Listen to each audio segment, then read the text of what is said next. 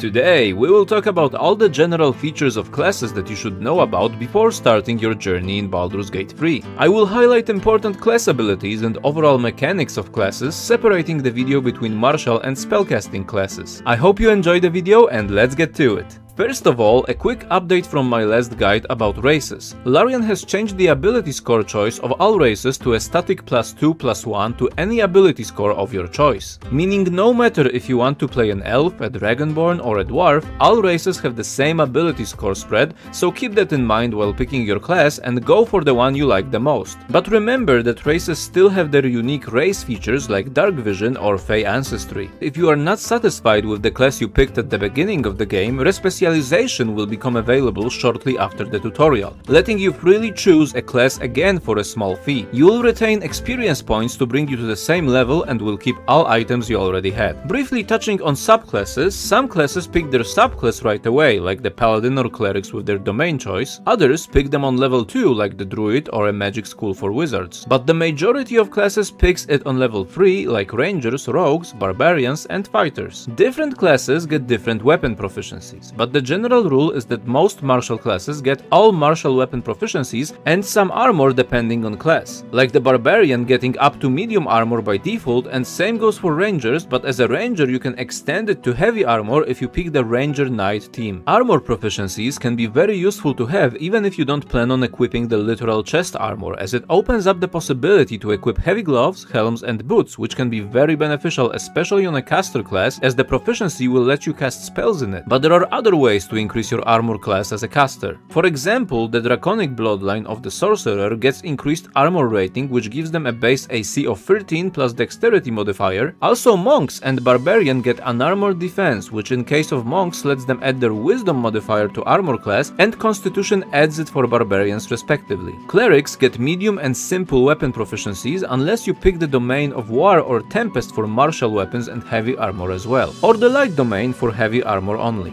Bards can use light armor as well as short swords, long swords and rapiers. If you pick the College of Valor, you also get medium armor and shield proficiency. College of Swords get medium armor as well, but no shields, as proficiency with the scimitar replaces it. However, I could see Larian buffing it to all martial weapons on release of the game, but we'll see about that. Caster classes usually only get simple weapons and no armor proficiencies, with the exception of warlocks who get light armor. Remember though that some races like elves get additional proficiencies in longswords and longbows for example, and drows get rapiers and hand crossbows. Ability score improvements. On level 4, all classes get to pick an SE, which is ability score improvement, or a feat, and that repeats on level 8 and 12, so you can have a total of 3 S's by the end of the game. But remember that you need to have those levels in one class, meaning you have to be a 4th level fighter to get an SE for example. Mixing levels with another class will not advance this feature, so you can't go paladin 2 and fighter 2 for example and get a feat.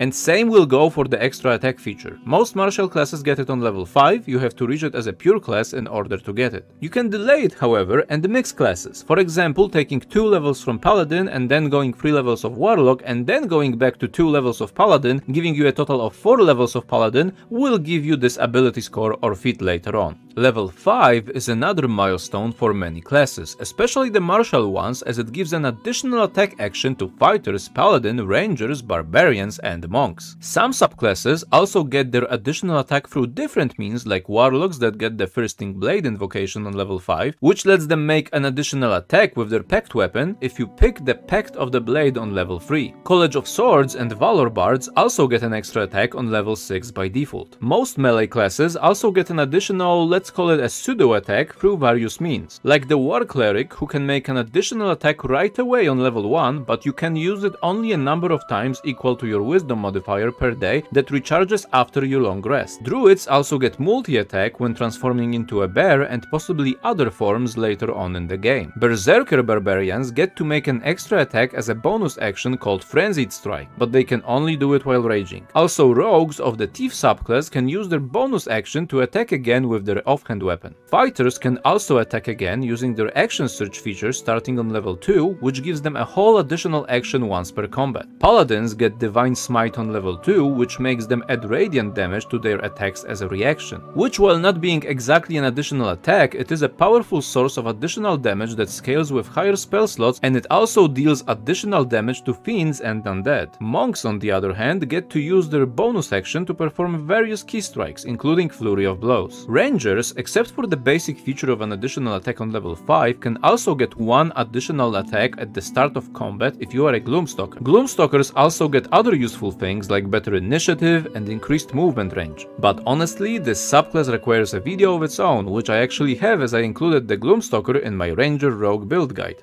Alternatively, a Hunter Ranger gets things like Colossus Slayer, which makes you do more damage to targets below maximum health. You can also focus on being a Giant Slayer, increasing your damage against huge enemies, or Horde Breaker, which lets you attack 2 targets in quick succession. The Beastmaster subclass will grant you an Animal Companion, which in a way is an additional attacker on your team, and it actually upgrades alongside you, and it was also confirmed recently that the animal will change its looks. In particular, it will keep getting more badass armor as you level up. Now let's touch a bit on the spellcasters and their spells. Namely, I want to show you at what levels your spell potency and circle of spells increases, so you can better decide on what level you could potentially multiclass and not miss out on those important spells you are looking forward to using. I broke down the spellcasting classes into 3 categories: full progression casters, half progression, and 1/3. Sorcerers, wizards, druids, clerics, and bards are full level casters, meaning they get new spell circles unlocked the fastest. Paladins and rangers are half casters, and eldritch knights and arcane tricksters are what is called 1/3 of a spellcaster, meaning they get new spells the slowest. Warlocks are a unique case because they get only 2 spell slots for the majority of the game, only unlocking a 3rd slot on level 11, but they recover them on short rests as opposed to long rests, and also progress their spellcasting level at the same rate as full casters.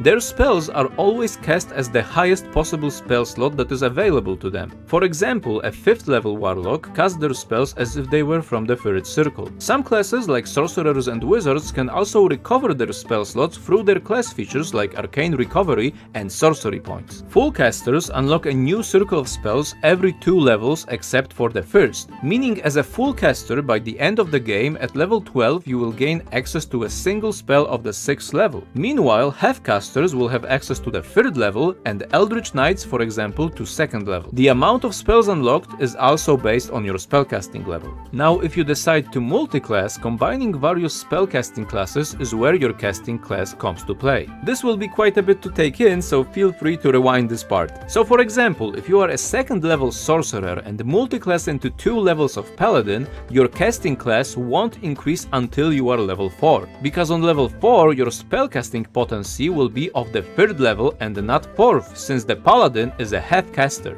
meaning he progresses his spellbook as half of the rate of the sorcerer and other full caster classes. And for eldritch knights and arcane tricksters, the progression is the slowest, as it takes them whole 3 levels instead of 2 to add a casting class. So for example, to unlock the 3rd level of spells as a sorcerer and eldritch knight multiclass, you would need 4 level of the sorcerer and then 3 levels of eldritch knight in order to become a casting class of 5. So in total, you would need to be a sorcerer 4 and eldritch knight 3 for a combined level of 7, and that way you would unlock 3rd level spell slots. Or in case of the paladin, you would need 4 level of sorcerer and 2 level of paladin for a grand total of level 6. The difference between the spellcasting classes lays also in how they learn them. As an example, sorcerers and bards are what is called spontaneous casters, meaning they can always pick which spell they want to cast from the list already available to them, and they pick it on level up. But they cannot memorize new spells from scrolls, unlike wizards, which is their unique feature. But you can still cast spells from scrolls with no problem. On the other hand, wizards and also clerics and druids have to prepare their spells before you can cast them in advance. So during combat, you cannot change the spells that you already picked before it, but you can still freely do that out of combat, so use it out of combat often whenever you feel that it is appropriate for the upcoming fight or conversation. So get to memorizing those spells as a wizard, as they will sure come in handy. handy. It's also important to remember that druids and clerics know all the spells from the current circle they unlocked right away, cheeky bastards, and a small note on the Way of the Four Elements monk, which don't use spell slots at all but rather use their key points to cast various spells. Now let's talk about some features of all of the classes. When picking a class, you might want to think about synergies with various races, but it is in no case mandatory and you should always pick the race and class that you like the most. However, if you are interested about class-race synergies, I have an entire video on that. Just ignore the part where I talk about starting attributes for races, as those were changed as mentioned at the beginning of the video to now be a static +2/+1 to any stat for everyone. And while we are at the topic of attributes, I wanted to touch on it for a bit more. If you want to go as a melee class, there are usually two ways to go about it. You can go the strength route, as the strength modifier adds to your hit chance and damage rolls, and it also increases your carry weight. Or if you prefer finesse weapons like daggers and short swords, it is better to focus on dexterity, as that's the ability that increases damage and attack for smaller weapons. Usually your fighters and barbarians will focus on strength and bigger weapons, and bards, rogues and such will focus on finesse. But that is not always the case, and there are plenty of builds out there for dex paladins and strength bards and so on. An additional advantage of going dexterity though is that it will make your ranged attacks stronger, and it also increases your armor class. But the heavier armor you wear, the less bonus from dexterity you are going to get. For example, the bonus limit of medium armor from dexterity is capped at 2. There are also some unique scenarios like warlocks of the Pact of the Blade that get their attack and damage modifier changed to charisma, which is something to consider while multiclassing, because it can help you become an almost single stat dependent class, which can make your life much easier with itemization. Constitution increases your hit points, and it also is used for concentration checks for your spells, so don't ignore it even as a spellcaster. And it also increases Barbarian's armor class while unarmored. Intelligence is mostly used by wizards for their spell potency, and it is used for many checks in the game like History, Arcane and Nature. It also makes it harder for enemies to resist some of your spells, as Intelligence increases the difficulty class, the DC, of most of your spells. And same goes for Wisdom, which is the primary attribute for druids, clerics and rangers, as it increases their spell potency in a similar fashion as Intelligence does for wizards. Also, monks use Wisdom to increase their armor class through unarmored defense. Charisma is the primary attribute for sorcerers, bards, warlocks, and also affects some paladin abilities. It is often also the main attribute used in conversation, including persuasion checks, intimidation, and deception. Also, as of recently, it affects vendor store prices. And that would be all the important stuff you should know about before starting your brand new playthrough. Let me know in the comments if you want me to continue this series, as there is still a lot we can touch upon. For example, combat, how do initiative works, damage types, bonus actions, advantages, all that stuff we can still talk about in future videos before the game comes out. And Baldur's Gate 3 does come out very soon. I hope you will join me on my stream on Twitch TV Kenra, where we'll be going through the whole game together. Can't wait to see you there,